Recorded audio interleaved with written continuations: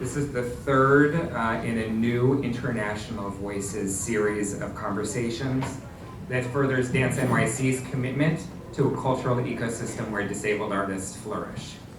The series builds on pioneering research, convening, and coalition building that Dance NYC has undertaken these past 3 years, and it puts our learning on the ground into conversation with national and international voices.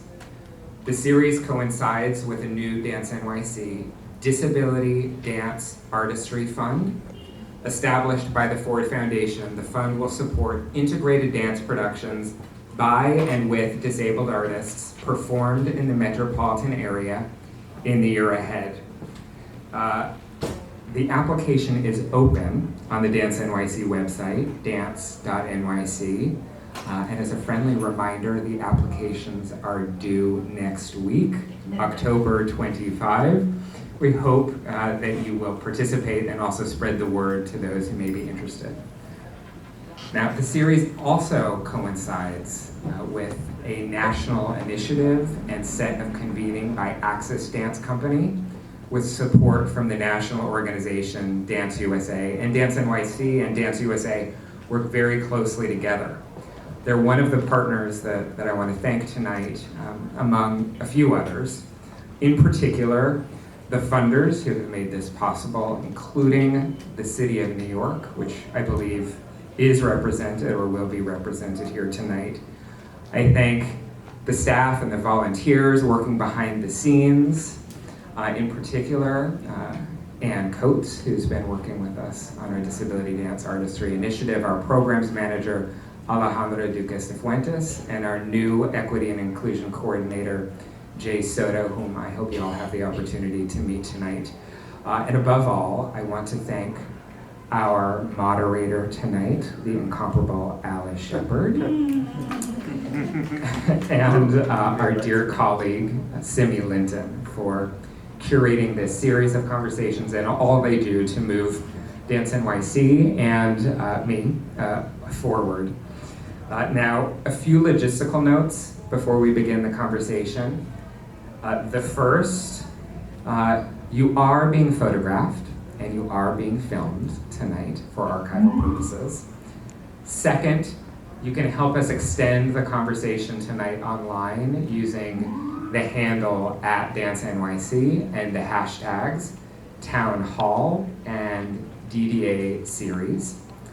Third, to learn more about the speakers and the content series, you can visit our website, dance.nyc/DDA bios and dance.nyc/DDA series. So this evening will take shape as a conversation between choreographers and dance educators, David Dorfman and Victoria Marks, moderated by Alice Shepard, and it will be followed by a question and answer session. If you have questions, we will invite you to line up at this microphone to put your question to the speakers, or if you prefer, you can put your question forward by email to ddatownhall@dance.nyc, and a member of our team will try to put the question to the speakers. So with those few notes, it's my honor to introduce your moderator this evening. The last time I asked her how I should introduce her, she said, just let everybody know I'm fantastic. And it's true, so I'll say it again. She's fantastic. She's an artist, she's an academic, she's an activist. She is everywhere, all over the world, and she is a member of Dance NYC's board of directors. And I'm very grateful for that, and I'm grateful for all she will bring to the conversation this evening. Thank you, Alice. Thank you, Lenny, for that introduction. Let's get started. I'm delighted to be here with Vic and David to talk about dance education and training for disabled dancers and for people who would teach in the field. I want to begin with the difficult question, that is the elephant in the room, and that is, who's not at the speaking table, and what that says about the field. So the question here is, can you talk a little bit about how the traditional approach to dance education might have excluded the possibility of training for disabled dancers and for disabled professors and other faculty members? Either one. Could you just say that again, Alice? How did traditional approaches to dance education, how might that have excluded the possibility of training for disabled dancers, disabled teachers, faculty members? Okay, I'll jump in. I think that I don't have a necessarily accurate sense of history per se, but I think dance education first began, or at least began far enough ago, in conservatories, where there were very rigorous ideas about what bodies could and should be trained, and other bodies were excluded, including many bodies that were not considered disabled, but actually too tall, too short, too something. And I think when college programs opened up liberal arts degrees in dance across the country, in other words, not getting a conservatory training, ideas about dance training changed and became, not in all cases, but more inclusive. However, the notion of disability itself remained far outside.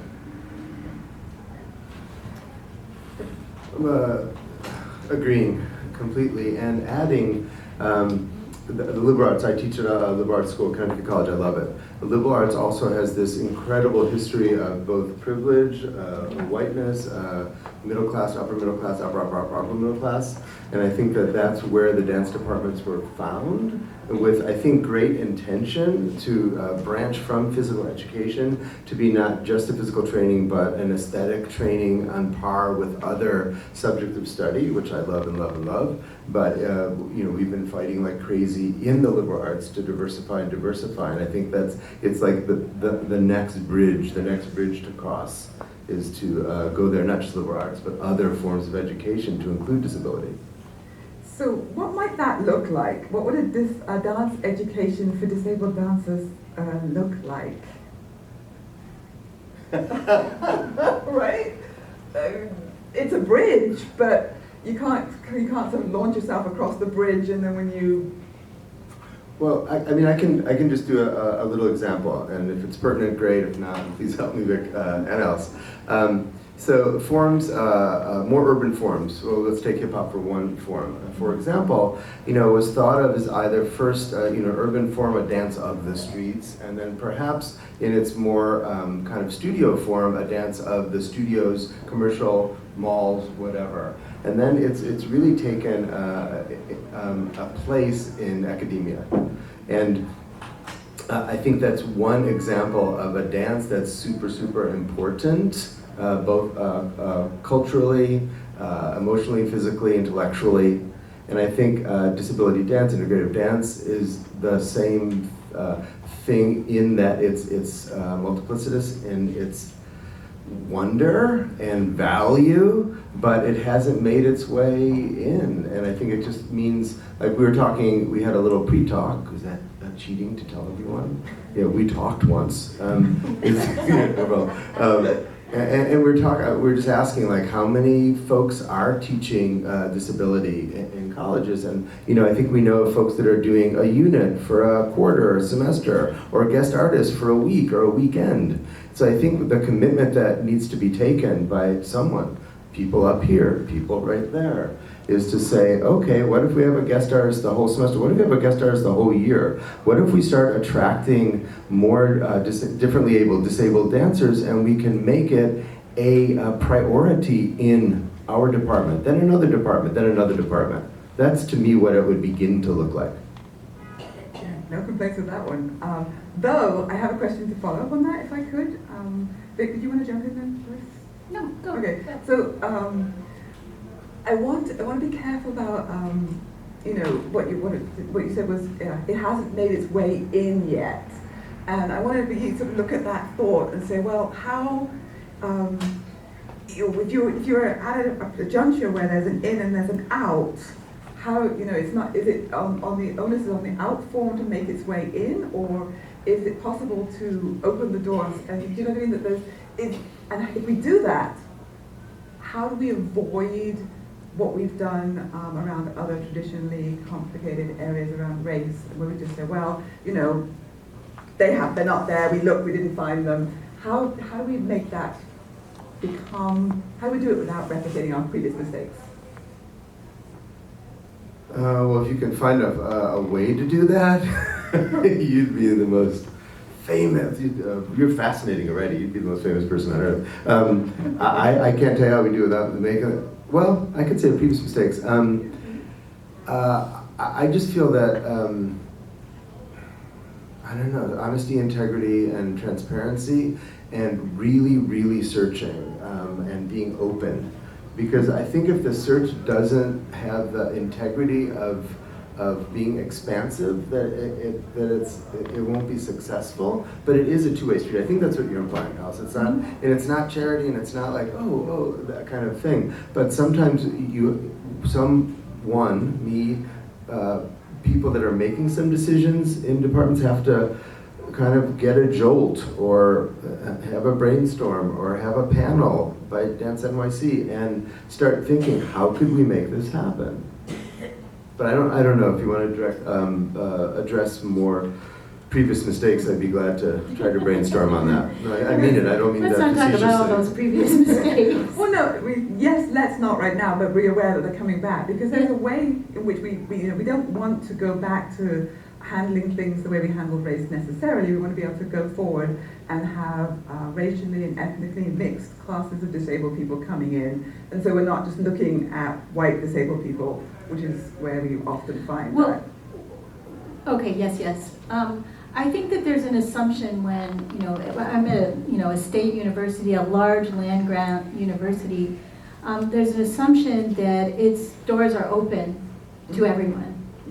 The reality is it's not. And I think that, obviously affirmative action has been through the courts multiple times, but, I would just say actually that in our own department, we do our own admissions processes. In other departments at the university, actually admissions happens at the top echelon, and faculty don't choose who come, but we do. And we are there any lawyers here? We do our own affirmative action. But I think this question of the assumption is everyone's invited is problematic, because I think we need to say you're invited, and really put out, especially to those who haven't felt that the university was a place where they could study, that this is a place to do that work. It's a never-ending quest for all kinds of diversity in a dance department in a college these days, and unnecessary one. Yeah. So can I use your phrase for a second? Sure. Honesty. Right. No, really. No, the honesty, integrity, and transparency phrase. Yeah. I really like that as a way of proceeding. So in the name of honesty, integrity, and transparency, what would have to shift in admissions processes for someone who shows up and says, I'm applying to a BFA and I want to be in the dance program? How would an admissions process begin to accept and welcome that student? And what would the teacher, So that's the first part. How would you begin to accept and welcome that student?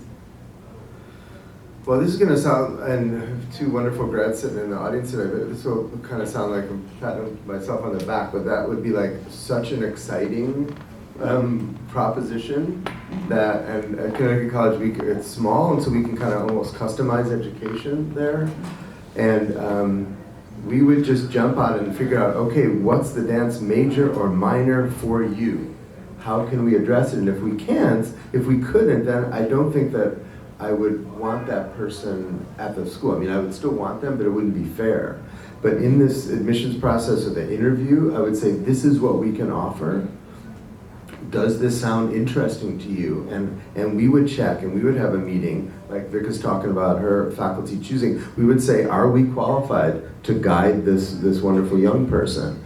But for me, it's like like the flexibility within World Arts and Culture, the dance division within UCLA, we have it as a dance department that we can make this happen. I mean, I was thinking of this this one young man that had CP and we fashioned a dance minor for him, and he took some different classes. He was a great dance minor, but we had to do that, and it was great. I wish we got the call more, and we should look more. Yeah. That does raise the question though, right? What is a dance education for you, the individual student, and what level of preparation do faculty have to teach? So I'm showing up. You know what, I think that as we're talking about it, I think that this would encouraging applicants with disabilities or who want to work with dancers with disabilities would happen best at UCLA, and I'm talking really, material substance in our graduate program. I think that would be the way to start, because our graduate program is less about physical training, it's more about choreographic training and dance studies, thinking about the body, and thinking about the discourses that are moving through our field and our field in relationship to the world we're operating in. And I think that that would be a place where we could do the work of making it work with a minimum of restriction. But I think in the undergraduate program right now, then the question is dance training itself and what do we have to offer. And of course, as David was saying, you don't want to bring in a student who you cannot give a successful experience to. Can I push back on that slightly? Alice, you're Alice. Alice, go for it. All right. So, but there's a kind of a level of preparation that I want to talk about. If I'm going to come to your program as a graduate student, where will I have had the physical training that you were talking about belonging in a BFA program? Where will I have had access to the dance history? Where will I get the critical frameworks, the language, and the knowledge of the dance world to be able to even begin to have a successful experience in a primarily choreographically oriented program? Well, we'll do it at Connecticut College, and then you can go to UCLA. Okay. Okay, so how are you going to do it? Well, I have an idea, but you started to talk, please. Yeah. Well, I'm just going to take a stab, just because, and I wish I wasn't kind of limited to taking this stab. Okay, so I don't feel I'm a super expert on integrative dance and disabled work, but I've worked a decent amount, and I've learned so much from you, Alice, and so I feel that worldwide, and I've worked with disabled populations around the world, that I can give a pretty good workshop, and the company that I keep can do that as well. And so I feel that I would be qualified for some levels of education. And then if I knew that that was a commitment we made, I'd have to make sure that other faculty would be able to do that. But it's like without having, Judy Smith or people that have directed companies, even the people that are here on the faculty, could we do it? I think that's the question that you're asking. And I feel that we could. It might be learning baby steps. There might be some mistakes along the way. But I feel, and it's actually been inspiring from our phone call and this talk presently, is that I think that we could nurture disabled dancers, but it would take a lot, but I think we could do it. I want that to be true. I really want that to be true, and I want to sort of begin to ask about how to make it true. Because there's a difference between a one-off or a two-off workshop and a 2 to 3 year, 4 year long program. We're talking about, regular technique classes or rehearsal classes and rep classes, and there's a kind of expectation about, well, what a dance program looks like and what a dance training what compromises a dance training. So I want to know how we get from the 3-hour workshop or the 3-hour workshop, which is focused often on getting people into a piece and into a performance situation, how do we go from there to some kind of program? So yeah, that's my first thought. I'll come back. Yeah. Well, I'm just going to, call on finances as a primary, a roadblock to some degree, and I know that doesn't answer everything. But for example, now we have through Schusterman's program, we have an Israeli artist that's teaching Gaga and setting a bat sheva piece with our students now, and she's teaching Gaga 3 days a week, and then one great long rehearsal a week, and that's for a semester. Now that's not 3 years, but it's not 1 week.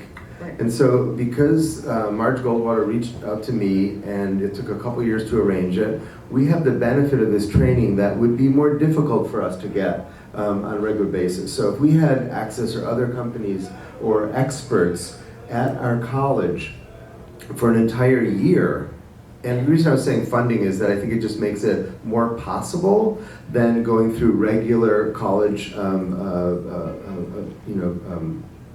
venues and directions, but I think it's possible at colleges for a special grant, and a grant that might last 1 to 2 or 3 years. But if there was a grant that was dedicated to that through these organizations Lane was mentioning, then one college, then it could shift to another college, or a university could have the benefit of experts in their department. The word would spread, disabled dancers would come to that department, and hopefully it would just grow. But I think we need the experts. I can do my bit, I can do my job, but I feel that I'm not the ultimate expert, and I'm one person in faculty. And we have to spread it around. I mean, we have 3 tenured folks that are in our department. We have other folks that are 80%. We love our department. I'm the only man that's tenured. I'm the only white man that's tenured. So if there wasn't 2 women of color to share their talents, we wouldn't be able to support the Africanist movement in our department. But it has to start somewhere, and you have to make it happen. And I'm really I want to push down even further if I can, all right? Yes, and I love the idea of rotating in and somehow supporting the experts from outside, but I also want to ask about the second part of this, the piece of this that is focused on teacher training. I mean, how do you train, what would teachers need to be prepared to teach me, or someone who shows up in an entirely different body, and or me and 2 other students whose embodiments don't amend every, do you know what I mean? How do we get to that moment? If we're really talking about having a cohort of students be present in the room, what do we need to do to prepare teachers? What do we need to do, and what are they going to teach? I have a little bit of a problem with some of what you're saying, Alice. Bring it on. Well, firstly, I want to go back to you're saying, yeah, but how are these graduate students going to get all the things they need to go to be graduate students? Didn't you say that? I did. Okay, I feel like, you could have spent your life doing a lot of other things and come be a graduate student in choreography. To me, and this also is about what is the focus. Every college program has a different focus in terms of the way they construct what dance education is. Mm-hmm. And my sense is that your first quarter at UCLA as a MFA candidate in choreography is that you're learning the tools of movement, of composition. You're thinking about performance theories. You're looking at ideas about the body.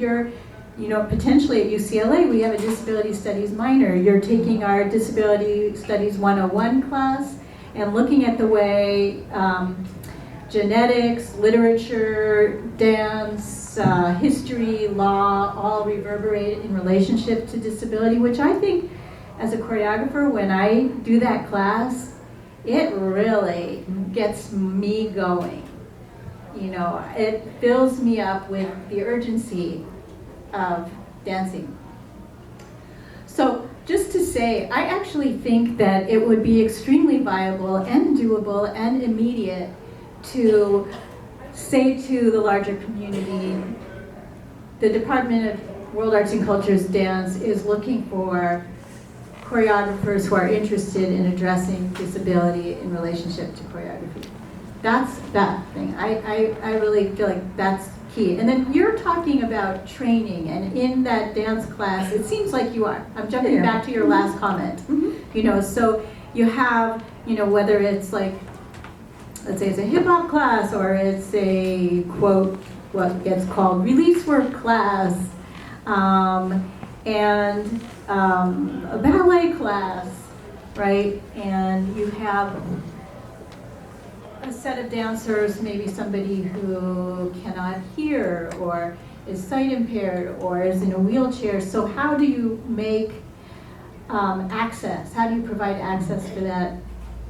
The first thing I have to say is that we come from a long history in dance of a kind of, you know, a normalization of the body, a set of ideas about what that body looks like, and, you know, which bodies are trainable and which bodies are not. And so we come with that history, and it's very important to acknowledge that, you know, that that's what's at work. And yet there are some dance forms that are unyielding when it comes to difference. I'm thinking about ballet just off the top of my head. Not to say that it couldn't be addressed, but its history is steeped in a very particular idea about the body. And there are other dance forms, like, say, hip hop, which, you know, doesn't come with an ideal body in mind, and, you know, particularly as arrived as a street form, not the ones that I see in LA that are on screen necessarily. It raises questions for me about what class and what are we trying to get from training. What is it that we're learning to do, and how do we take care of our bodies so that strength, flexibility, the orchestrations of nervous system responses are ready for us, so that we're adaptable and prepared when we go into the dance studio. And so if you ask that question, maybe it would be different for some groups of people than others. And maybe we have to think through, you know, various somatic work that we need. And we being, some people do it this way, and some people go this route, and like that. So sorry, that was a kind of a. No, I mean, I want to hear more. I mean, I really, this is wrestling with it, okay, we're wrestling. We're wrestling. We are grappling or grappling. I don't know why these forms are also tussling, wrestling, grappling. They're kind of physical manifestations of the process of thinking. But I love that question of what is it we want from training, and that seems to begin to get to the heart of it. And I like the answers that you offered, a set of answers. I don't know if that was intentional or not, about strength, flexibility, organizations and orchestrations of nervous systems, and preparation of the body to do its work. Was that the fourth part of the? Yeah, so that you're adaptable and prepared to engage with a set of possibilities in the studio. I'm trying to write it down as fast as I can. I think if I was writing it, I would I wish change it. someone was recording this. They are I'm recording kidding. This guy, you know, the driest sense of humor on earth. I'm kidding. So, let's. I mean, can we sort of Wherever. Yeah. So the strength, flexibility, orchestration of nervous systems, and the readiness of the body and mind to do the work of what it is. Plus drawing a thread that you had from earlier, the kind of engagement with theoretical framings, ideas about the body, ideas about, so you can get all of that in a training at the graduate level.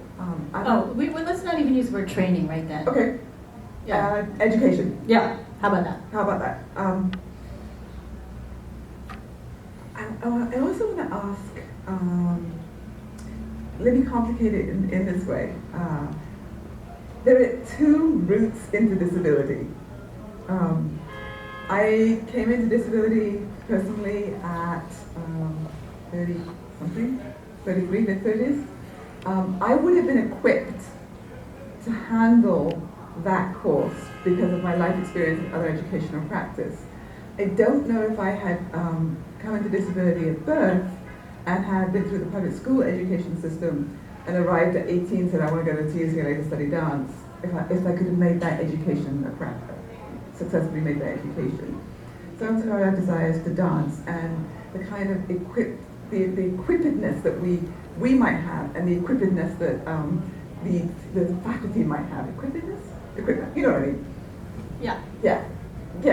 Is there a way to sort of place in the middle, if we place in the middle of that, the four things that you've mentioned, what do we get? How does this become an education? We talk about, you know what, I'm going to change that question. Okay. I mean, we want disabled people in all of those roles in the field.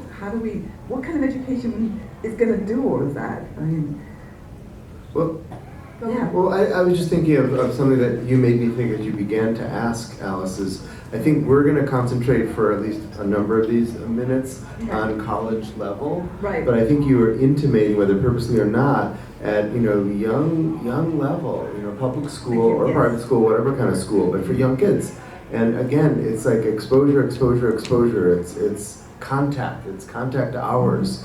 It's if you don't see it, it doesn't exist for you on a certain level, unless now in social media world you can look it up, have it on an iPhone and then get excited about it and try to find it. So I think there is a little bit of an advantage in this age. But yes, I think it needs to start earlier, and then I think the earlier it starts, the more paths are available and able to be dreamt by disabled folks and disabled dancers. But so I think that's part of it. One other thing that came to mind is, I think we've, at least in our department, I've spent, this is my 13th year, and I've traveled around to a bunch of different departments, but I know ours best. Just the notion of technique, because we brought it up a little bit, and then we've used the word training, we've used the word education. And again, I'm looking at our alums over there. I think when the more kind of Western-oriented dance education that does come from privilege says technique, it means usually like modern or ballet. And I think that it's becoming more widely known and widely problematized and discussed that everything is a technique. Right? Everything. Cooking your eggs in the morning is a technique, brushing your teeth, but it's also just different kinds of dance. Improvisation is a technique, because improvisation has also taken a far back seat in most of the university systems. West African, instead of it being world dance or ethnic dance, it's West African dance that is a technique. Same thing with so many, and I think that one thing that we can talk about in disability dance or whatever we want to call integrated dance is there a technique? Are there many techniques? And I think what you're getting at for part of this, and I thank you for it, is how do we consider the education, the training? But I think that the notion of what technique is, I think can help us. It can be a roadblock, but I think it can actually help us. And then the multiplicity of studies that Vic is talking about, where it can relate to everything. Again, I'm looking to my left with media and fashion and geography, applying for graduate studies in geography to go with dance, our two alums. It's such an integrated world of thought and body now. Is that what is technique? We were talking about before we began this, and so I wish you were teaching at our college and other colleges, because you know so much. So shall we go there? Because I feel like this is a fraught question that we either get hung up on, and maybe as moderator I will try and not let us get hung up, but let's go there and see if we can. Make some mess of it and see what kind of comes out of it. What is technique? Are there many techniques? And again, that's part of that question I think I was trying to ask about, what are we teaching when we talk about this? So, and then I want to come back to language, because I think there's another part of that, of when we think about integrated dance and disability dance, and those being terms that might actually have meaning that will shade our discussion of technique. So, all right, let's say it. What is technique? And are we talking about technique for an individual mover, dancer, performer, artist? Are we talking about technique that enables the individual mover, dancer, performer, artist to participate in a known form, ballet, modern, contemporary, improvisation? What are we talking about here? I really appreciated what you were saying, David, about technique being a way of doing something. And it's never apart from, culture and history. Mm-hmm. That certain techniques of eating are only appropriate in certain cultural situations. And that's true across the board. So, and techniques change through history. So the idea of having a practice, something that you practice and you become the more you practice it, the more you become more knowledgeable about it, is a really, interesting piece of all of our experience as dancers and dance makers. So maybe we could talk about those multiple techniques. Training, I'm going to make a pun here. I bridle a little bit at training. I saw it coming. I was like, I'm just going to go with it. Because, I always think of, like leashes and dogs and whips and, I do. I'm sorry. Maybe I'm saying more about myself, than I really want to be saying. But it's a good thing they're not recording. Yeah, good thing this is going nowhere fast.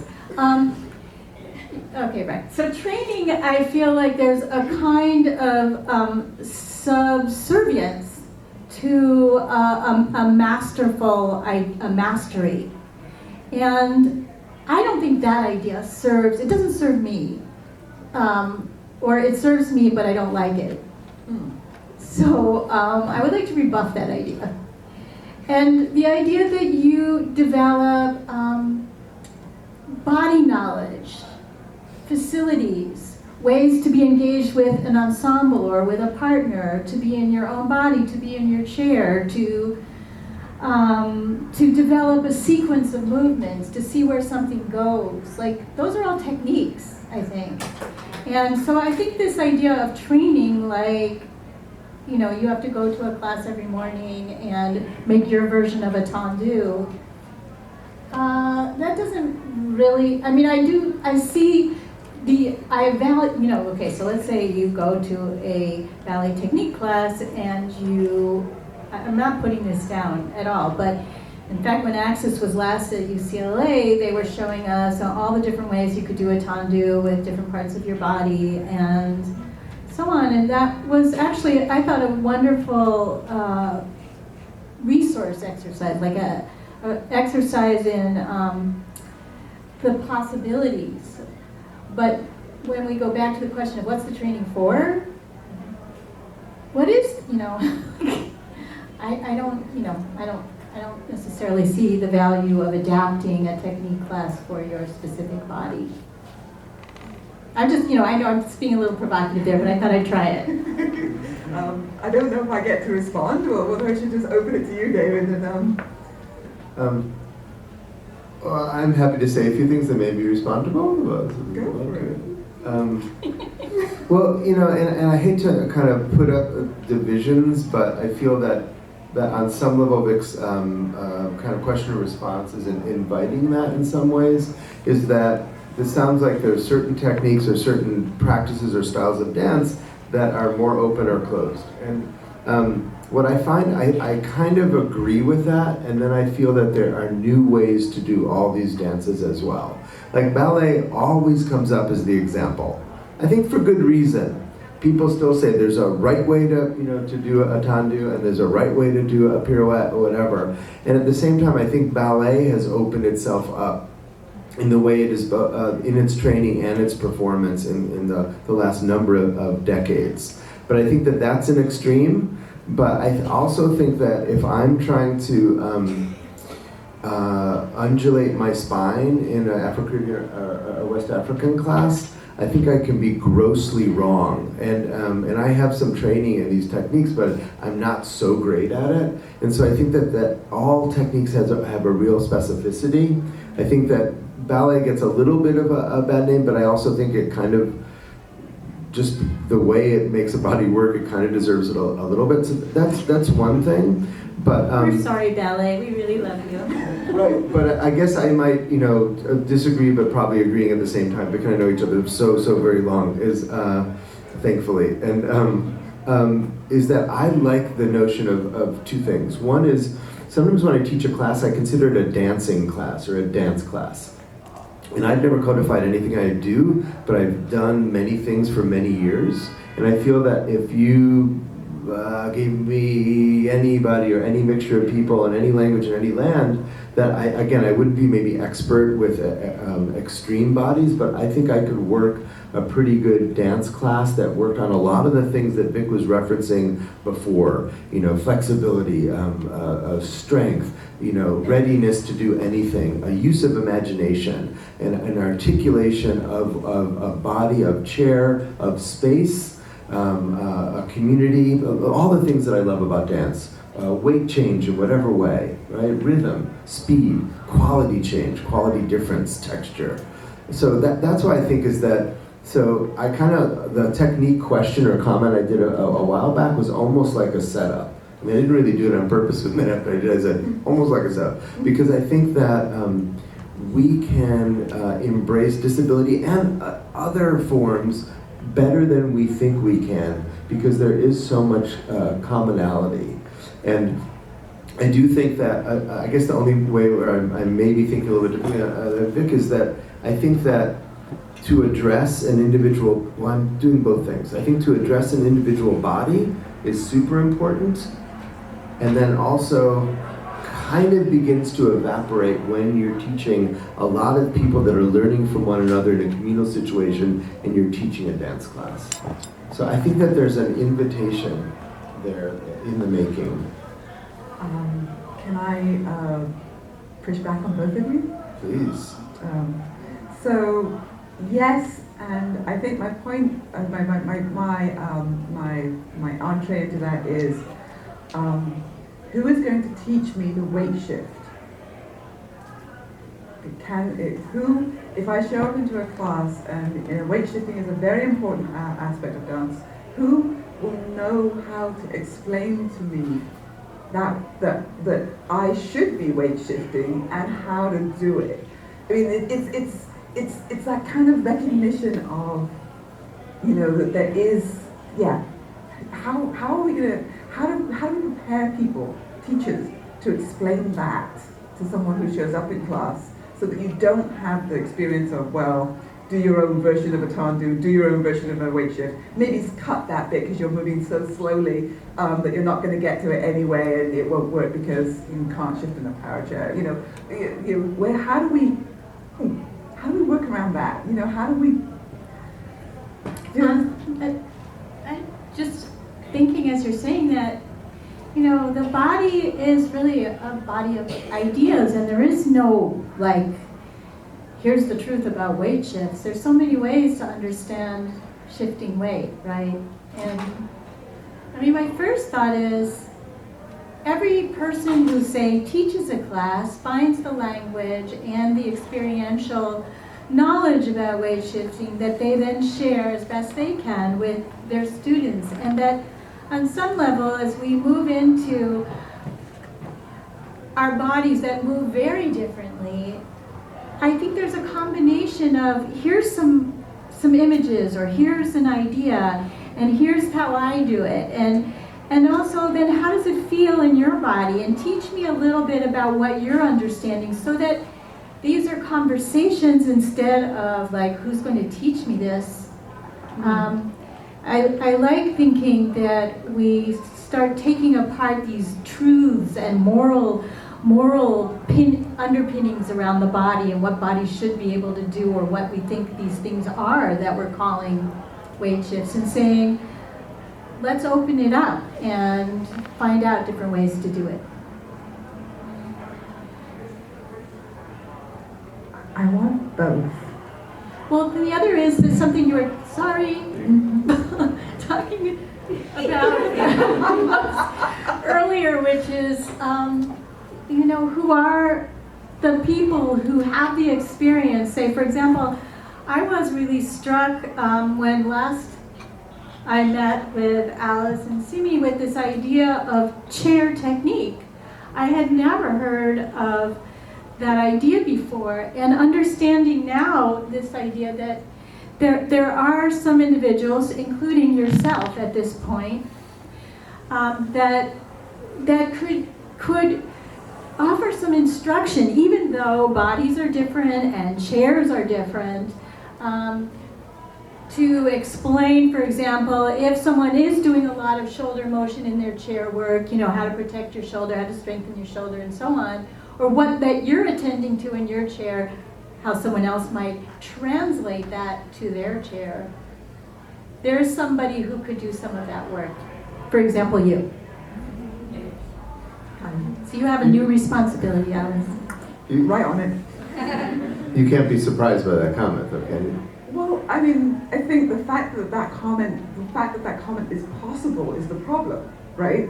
There should be 100 of me. Well, yeah, that would be so awesome. Would they look just like you? Oh, yes. Okay. And there will, but I mean, I may catch flack for this, but I mean, it's a younger form, I think, disability dance, and I think that sometimes like I've done a lot of community work. I mean, I've done it for 25 years or whatever, but I really called it on-the-job training. I mean, I just went to something I knew nothing about, but really cared about on some level, and I started and I made mistakes. And then I sought out people that really knew what they were doing, and then I got better. And then I got a little better, and I got better. And so I think that, and I still have a lot to learn, but I really do think that, I know that you so badly want this thing that can educate you or educate many people, and I don't want to seem corny and also kind of begging the question, but like, it is you, and it's sad that there's not 100 people, but there are a few people that have been doing it longer than you, and there's too few people that have been doing it longer than you. So when you say who will teach you, there are some people, there's just so few, but talks like this and resolve and opportunity makes more people that can do it. And I do believe that it's the people that are in chairs or have different body stuff happening, and then able-bodied dancers as well, because there are different perspectives to add. Yeah, I should say yes to that and be clear. I'm not just talking about me and me personally. I'm talking about me, the aspiring students, me, the multiple me. So, but yes, I mean, there are multiple many me's, but there are, there are people who have been doing this, and I have studied with them, and they are too few and far apart, and I've had to go a long way to get the training and learning that I have had.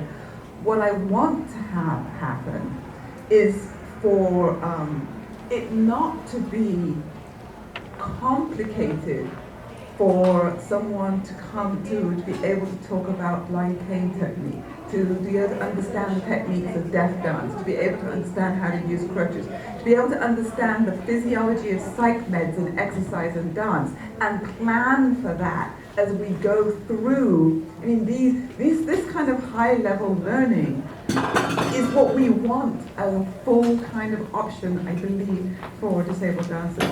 Now, we have 3, possibly 2 minutes left. Can I just say one quick thing? Yeah, go for it. Somehow, we've gotten into this division between composition, dance making, and technique. At least we seem to be holding these.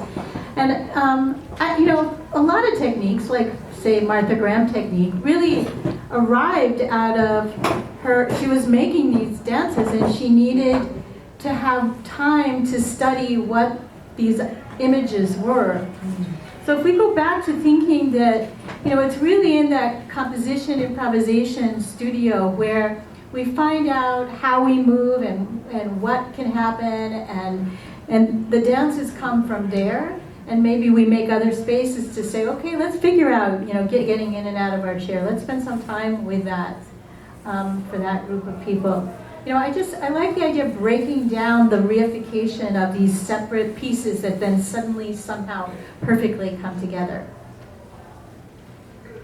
David? No, I really agree with that because I, for so long as a young dancer, and I wasn't so young either, but thought that there was a gram technique, and then you had to learn that, and then it was choreographed. And then when I learned that it really more came out of the choreographic studio, and it was as a means to help creativity. And so they've been joined a long time. I think there's also myths that, and I'm sure that some of it happened, but myths that there was no collaboration in the early golden age of beginnings of modern dance. And I think there was more than we think. And so I think that there's channels that are open that can really help bringing, and I say bringing because I think, again, going to that integrity, transparency, and a really vivid search to bring disability into places, into the choreographic studio, into different ways of studying technique, all different kinds of technique. I'm going to leave it there and say thank you to both of you for some challenging conversation, and give us a moment to take a deep breath in and a deep breath out and ask, are there questions?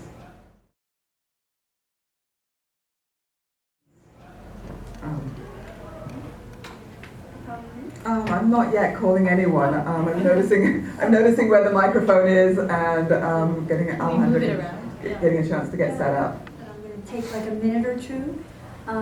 My husband and I have two sons. Our older son is a Harvard College graduate, and our younger son is intellectually challenged, but he loves dance, and he's a great dancer. He's not physically challenged. Can everyone hear me? Yeah. He's not physically challenged, but he's a very kind person. He's had internships at Senator Schumer's office. He works one day at NYU, one day at Columbia. Once he gets his foot in the door, everyone loves him. I actually have to pick him up from his drama. He's in a drama class that ends at 8 all the way downtown. And traffic is abysmal, so I have to leave soon. But I do have... question? Yeah, go, please. What is the question? So my question is, may I have his resume and some pictures of him performing. May I give this to people that perhaps might be in a position, you know, the old networking phenomenon, to just perhaps share it? Maybe leave them here, and Leave them everyone here, who's yeah. interested, yeah. Sounds good to me. And I would love it if you folks would at least look at it. Sure, Thank absolutely. you so much. Oh, thank you. Thank you. You're a What's his name? You're a very good advocate for your son. Thank you. His name is Mikey Lorch. Awesome. And just one last thing. Yeah. When I got tenure as a professor in 1986, and he was born in 88. I gave up my tenure position because the doctor said he would never read or write or speak. And he reads and writes and speaks, and he dances. He's a great dancer, an actor, and singer. So, Awesome. Thank you. Thank Thank you very much. In disability studies, one of the things that those of us, particularly early on, were grappling with is that we hope that disability studies would take hold in the university in such a way that people would study it and the field would grow. And we also hoped that the presence of disability studies would have an impact on other factors, other aspects of the curriculum, such that it would call into question, it would query received wisdom in so many domains. And I believe that that is happening. But there was, and continues, of course, to be huge amounts of resistance. And so I'd like, and it's a sort of two-part thing, I'd like you to address where you think the points of resistance are that you encounter in your own faculty or in faculty from around the country in dance departments to the notion of including disabled students, and what faculty feel might compromise what is their idea of what a good dance education may be. And I'd like you to link that to this idea of a disabled student showing up and being able to do a tendu with other body parts except the foot, which has its place, but is a pretty damn limited way of conceptualizing disabled dance and dancers. Thank you. And I will I feel like I really don't have an answer, but I do want to try to wrestle with the question, since wrestling is our primary physical metaphor this evening. And, you know, firstly, I feel like education itself is about some kind of, what's that called when all the screws are the same? Standardization. Yeah. Some kind of ideas about standardization, like our whole, you know, like the sort of prison school sort of parallels are built, or maybe like they're making this totally up, coming out of industrialization ideas about education being, you know, the normalized citizen. Modernism. Oh yeah, modernism. Oh, yeah. Okay, well, thank God we're in post, no. In any case, I think that those institutions of higher learning maintain those ideas. And so we, the institutions, are people, not necessarily like, what was the name of that institution? Corporations are people? Never mind. Do you know what I'm talking about? Yeah. Holly, Poppy, something. Holly, anyway, sorry. Yeah, that. Hobby Lobby. Hobby Lobby. Yeah, not that.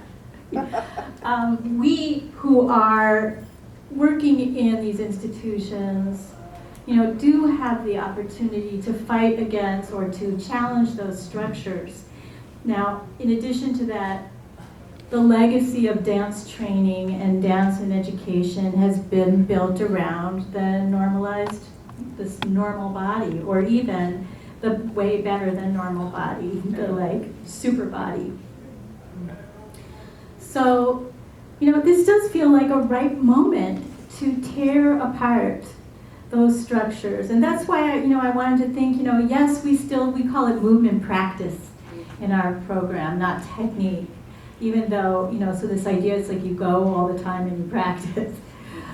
It's merely a word change, but I think, you know, tearing apart the reification, the separation between when you go into a studio to experiment and explore and eventually say, and then this happens, or this, or, you know, I think it's time for that. And I just came from a weekend of Deborah Hay performances at UCLA, and I think that the kind of questioning that she's asking, and which is, I think, infiltrating through the dance field, are a set of questions about not to whom do I reference my body, but how do I access myself as my very best teacher, and how do I attend to all of my experience. And I think that that could be a guiding ethos for a progressive program in dance. And I have to say that this conversation, and I know David has mentioned it too, I feel as though we're so ready to take that next step in UCLA. You know, it wouldn't be unproblematic, but we are so ready to do it. And I think it's a question of letting the world know that we're wanting to do that. I didn't answer about the tondus. Can I say a quick thing and then I'll get to another question or something? Yeah. I do love the evolving sense of practice. I mean, there's been a lot of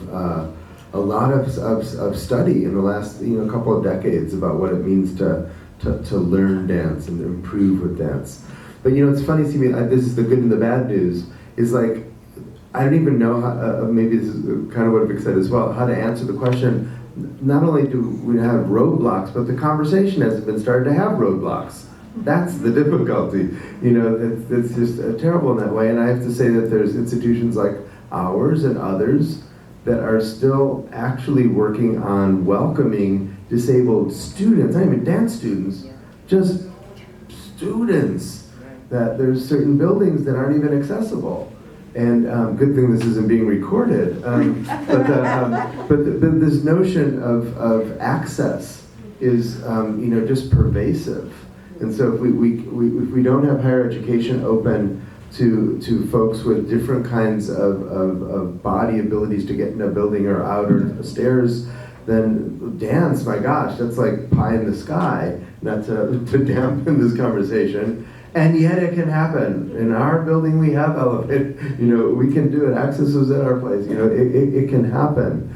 And and I think that there's just so many ways to think about the training, and I love the de-emphasis of the super body, and I think that also it will still go on where it's kind of like a physics problem or some math thing that I have no idea exists, that doesn't interest me, or I don't know how to go to it, but on some level body, like doing crazy beats or some crazy thing in a ballet or another kind of technique class, that's always going to attract people, and that's wonderful. And then new ways of educating from within that really haven't been brought to the foreground enough. The fact that those are bubbling up now is just incredible. Can I just say one more thing? I just thought of oh my gosh, we keep talking about the body. I know I'm a body, but I'm myself, and I just was thinking, oh golly gee, we're just so still, at the foot of a Cartesian set of ideas. The university is definitely like that. There's all the mind stuff, and then there's those body people over there. That's the dance program, and oh my God, drums, and again, this is that moment where we're talking about selfhood, subjectivity. We're talking about how we are, who we are, through all of ourselves. And that's what I feel that's what dance needs to do, not separate the body from the person. And this training, it's like that mind over body. That's where this training problem comes from. My mind is going to force my body to turn out or turn in or round my back, because my back doesn't actually round, but it's gonna do it. And I think that a lot of training is like that even if it's gentle, try to turn out. But I think that we're invite your turnout. Yeah. Your inner turnout. Your inner. I think we're at a place where we can, especially as dancers in the field, insist on what it means to be embodied, and then it follows, right? And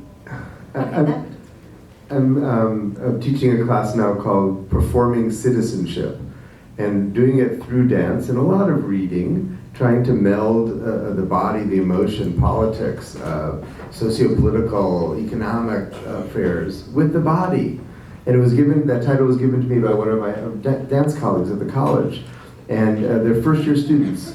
And so I think that there's so much that we can learn through all bodies, and it isn't just movement, and it's not just thinking. We're one of, I think, the few and rare fields of study that can be so diverse in its interest and its reach. Oh yes, hello. I just have a quick question about flyers, about marketing. How would the dance with disabilities, market to get more of an audience to do fundraising or marketing? Because that's one of my specialties. I do social media and networking. So how would that the best way to do it? Is that with regard to, so the question's about getting more students to enroll? Yes, Yeah. or come to the show more. That would also, yeah. So how would you build audiences both to see the work and to participate in educational programs on campus?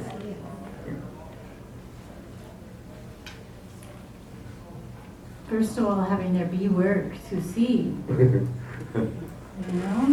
I think when you were talking earlier about K through 12, David and Alice were referring to it, we need, it's like if we can see it, we can imagine it, or we're in the business of feeding possibility, right? That we are creating worlds of theater, movement, whatever, that are worlds of possibility. So we need to create them.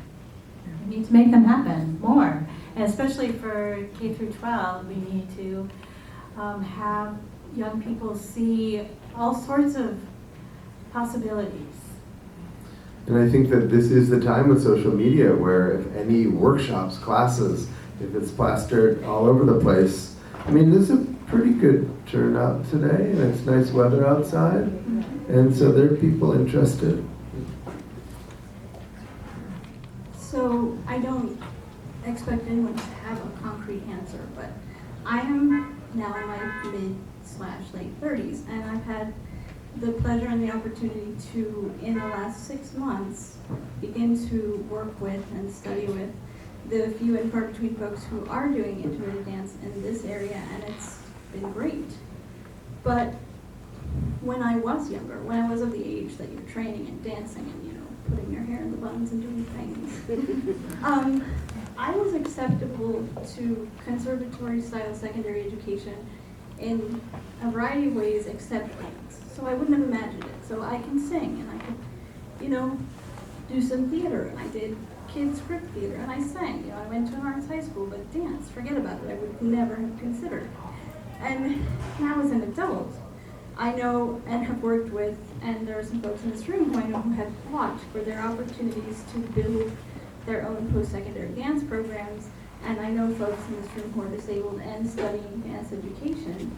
But I keep going back to, if I was 14, 13, again, what could I do to convince this ivory tower of dance to give me a shot, to give me an audition, to let me in, to let me know about dance, because it's just not a world that's open to young disabled kids, and it's a big question with probably 1,000 answers. But how do you convince the dance establishment to even think about it?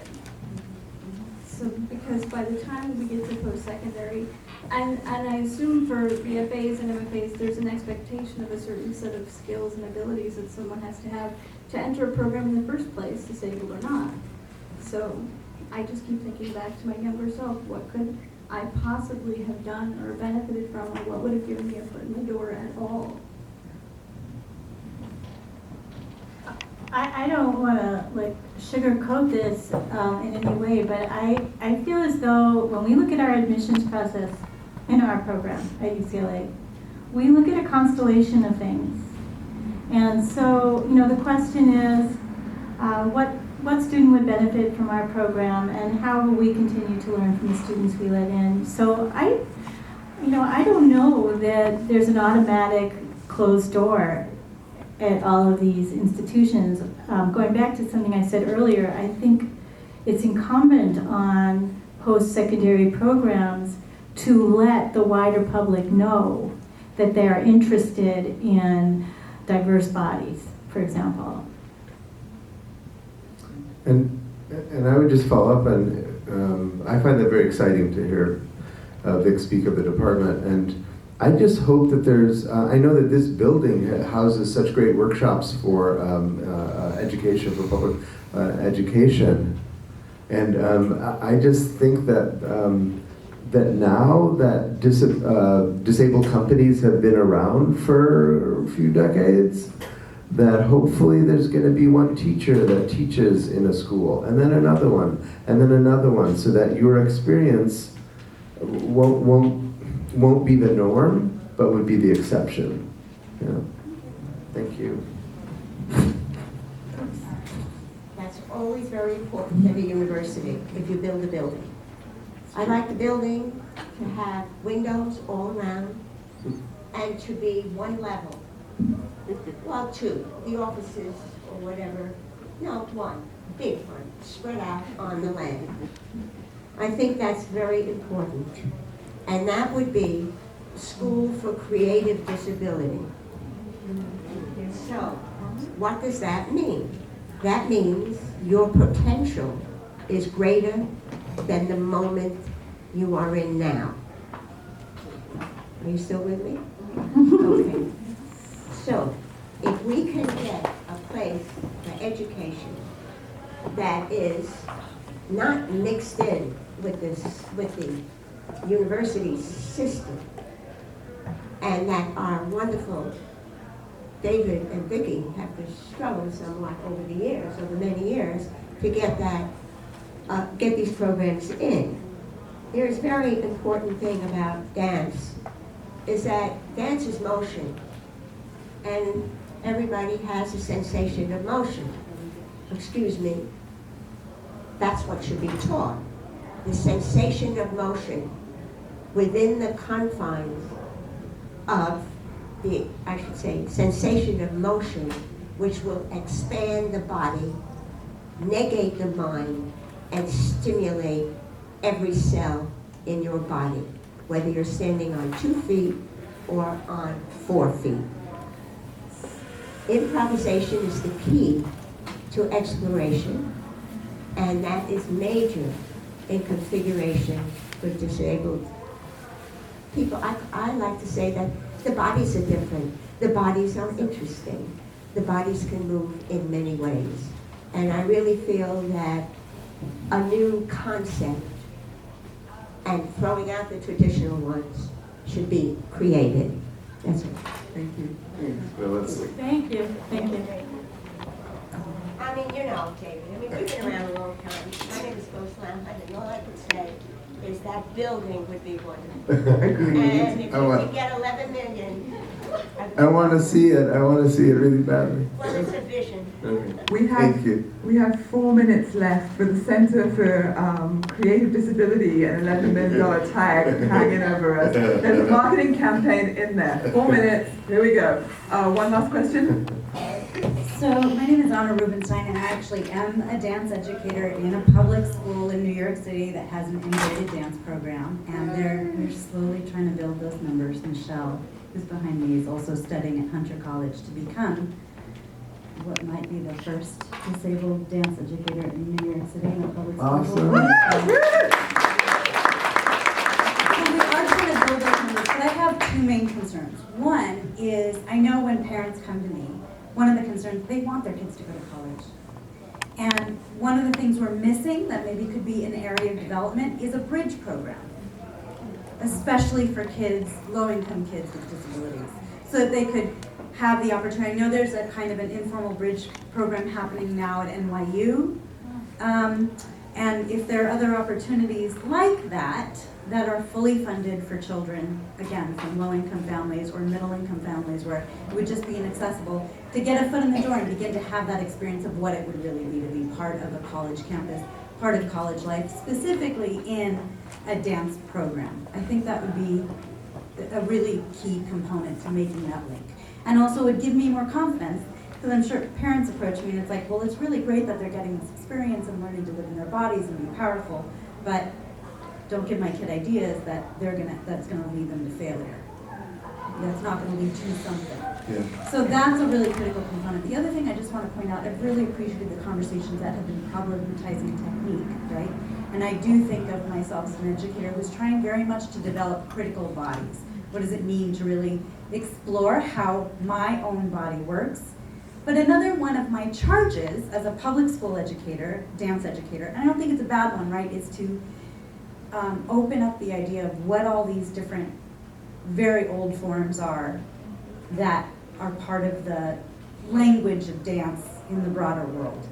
And so one of the things that comes up, right, as a good somatically based dance teacher, if I'm teaching grand pliés today, or I'm teaching tendus, and I'm thinking about which parts of the foot are making contact and how is weight shifting, that conversation is not relevant to my child in a motorized chair. And so I think problematizing the obvious, kind of the whys are we teaching dance, understanding in any moment, whether it's in a conservatory program or in a school-based program, why am I teaching technique in that moment? Is it for literacy purposes? Is it for strength building and that kind of, you know, are we talking about something that's historical and literacy-based, or are we talking about something that's about building everything that Victoria and David have been talking about in terms of what makes for a successful dancer? Those are 2 completely different things. And so I guess when people say to me, oh, it's really easy to adapt for dance, it's not. So how do we begin to parse apart why we teach what we teach? Give a quick response to that. Well, I don't think this can really fully respond. That's a beautiful statement. The one thing I have to say, and it's not being self-critical of the three of us, or the room, but I feel we haven't mentioned the words joy or various forms of beauty very much. And I think that those are two of the reasons that I love to dance. I love to be joyous with other people and joyous, even if I'm talking about pain, like my mom's MS, which a long time ago I was thinking today, Vic a million years ago was my mom in a dance who had MS and couldn't move much. And you know, there's still this beauty and joy that sometimes might be about a technical thing that we're talking about, and other times not. But to me, that's kind of one of the points of union, is that we can go towards that, because I think sometimes you think of ballet, I mean, we keep returning to that, or West African or whatever, some of it's about either aerial or grounded or sensual or spiritual notions of beauty and joy that of course can then express tragedy and a million other things. But I hope we can hold on to that as we continue this discussion and get an $11 million building. All right, thank you. Last question, Michelle, and then we'll wrap it up. So as Anna mentioned, I am studying dance education, and I'm in the room, right? I'm in the door. I got myself in the door. Okay, great. Now, I'm in the door, and I have to do field work. So I write on my application, I need a wheelchair accessible school. I try to do my best to navigate the Department of Education website to see where the accessibility listings are. And I have my little chart, and I go, okay, well, it's on my application, so the School of Ed should be able to notice that. Then I get to the school, and there's no elevator, and it's not accessible. Oh my God. And then I had to wait an extra week to get my placement other than my peers. So these are things that we're going to face once we're in the room. These are things to think about.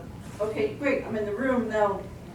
What are the accommodations we're making or not making? Why aren't we making them? Or, well, nobody's ever been here before. Well, here I am. So one of the ways I got here is because of advocacy and being raised by parents who taught me to be a self-advocate. And in 1997, I was starting high school. I applied for Performing Arts High School, right? But the ADA was only 7 years old at that point. So then thinking about, by the time I was in college, the ADA was 15 years old.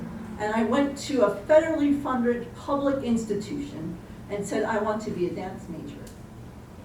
And knowing that what the laws and requirements were because of the advocacy work that I was aware of. So my questions are, one of the things I did last semester was thinking about technique and what is technique, and what I actually found myself thinking about is national synergies with Judith Smith of Access Dance Company, Alice Shepard, and moderated by Sydney Linton here. Wow. So you can register for that now. It will be November 15 at Barnard College.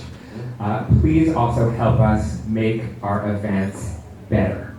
My colleagues and volunteers this evening have a survey that they'll be distributing for you. I understand it takes only dance.nyc/DDA survey if you prefer to fill it out online.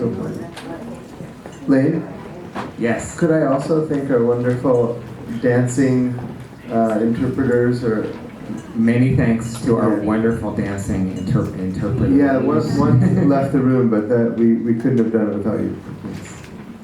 And again, thank you all for being here.